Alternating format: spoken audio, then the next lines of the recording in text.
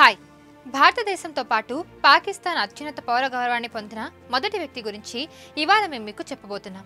గాంధేయ భావజాలాన్ని పుణికిపుచ్చుకున్న రాజకీయ నేత ఆయన. ఇందిరాగాంధీ ప్రభుత్వంలో అనేక కీలక పదవులు చేపట్టిన ఆయన తర్వాత ఆమెతో విభేదాల కారణంగా ప్రభుత్వం నుంచి తప్పుకున్నారు. ఏప్రిల్ 10న ఆయన వర్ధంతి. ఆయనే మొరార్జీ దేశాయ్.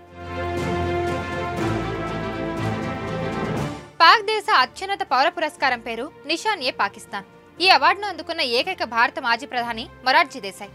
ఇరు దేశాల మధ్య సంబంధాలను మెరుగుపరిచేందుకు పాకిస్తాన్ ఆయనకు ఈ గౌరవాన్ని ఇచ్చింది. భారత్తో పాటు పాకిస్తాన్ అత్యున్నత పౌర గౌరవాన్ని పొందిన మొదటి వ్యక్తి మొరార్జీ దేశాయ్. ఆయనకు కేంద్రం భారతరత్న అవార్డు కూడా ఇచ్చింది. మొరార్జీ దేశాయ్ ఫిబ్రవరి 29, 1896న గుజరాత్లోని బడేలిలో జన్మించారు. ఆయన తండ్రి పేరు రాంచోర్జీ దేశాయ్, తల్లి పేరు మణిబెన్. తన తండ్రి తన జీవితంలో ఎంతో విలువైన పాఠాలు నేర్పించారంటారు మొరార్జీ.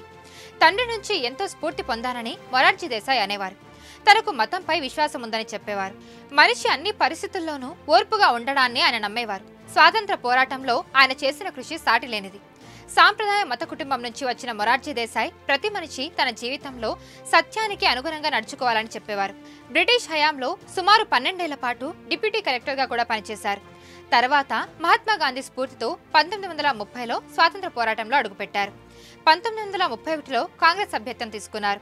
దేశ తొలి ప్రధాని పండిట్ జవహర్లాల్ నెహ్రూ మంత్రివర్గంలో మంత్రిగా కూడా పనిచేశారు. ఆ తర్వాత ఇందిరాగాంధీ కేబినెట్లో ఉప ప్రధాన మంత్రిగా, ఆర్థిక మంత్రిగా కూడా బాధ్యతలు చేపట్టారు. 1969లో ఇందిరాగాంధీ నిర్ణయంపై కోపంతో కాంగ్రెస్ సభ్యత్వానికి రాజీనామా చేశారు. నిజానికి అప్పట్లో ఇందిరాగాంధీ ఆర్థిక మంత్రి పదవిని ఆయన నుంచి లాక్కొని 14 బ్యాంకులను జాతీయం చేశారు. దీంతో విస్తుపోయిన ఆయన ఇండియన్ నేషనల్ కాంగ్రెస్ ఆర్గనైజేషన్ ని స్థాపించారు. ఎమర్జెన్సీ లాంటి ఇందిరాగాంధీ నిర్ణయాలను కూడా ఆయన తీవ్రంగా వ్యతిరేకించారు. ఇతర ప్రతిపక్ష పార్టీలు ఎమర్జెన్సీకి వ్యతిరేకంగా ఉద్యమించినప్పుడు మొరార్జీ దేశాయ్ వారి నుంచి ఏర్పడిన జనతా పార్టీకి నాయకత్వం వహించారు. 1977 ఎన్నికల్లో జనతా పార్టీ అద్భుతమైన విజయాన్ని సాధించింది.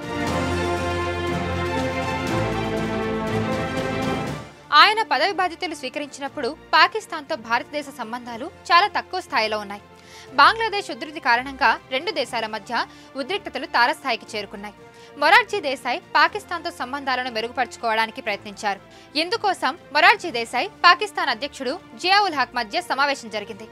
ఇందులో లావాదేవీలు కొనసాగించాలని మొరార్జీ దేశాయ్ జియా-ఉల్ హక్తో అన్నారు. ఇరు దేశాల ప్రయోజనాలకు అనుగుణంగా పనిచేస్తే మన మధ్య ఎలాంటి విభేదాలు ఉండవని, మనం ఒకరినొకరు అన్నదమ్ముల్లో చూసుకోవాలన్నారు. క్రియాశీల రాజకీయాల నుంచి పదవి విరమణ చేసిన తర్వాత పాకిస్తాన్ ఆయన్ను మే 19, 1990న నిషాన్-ఏ-పాకిస్తాన్ అవార్డుతో సత్కరించింది.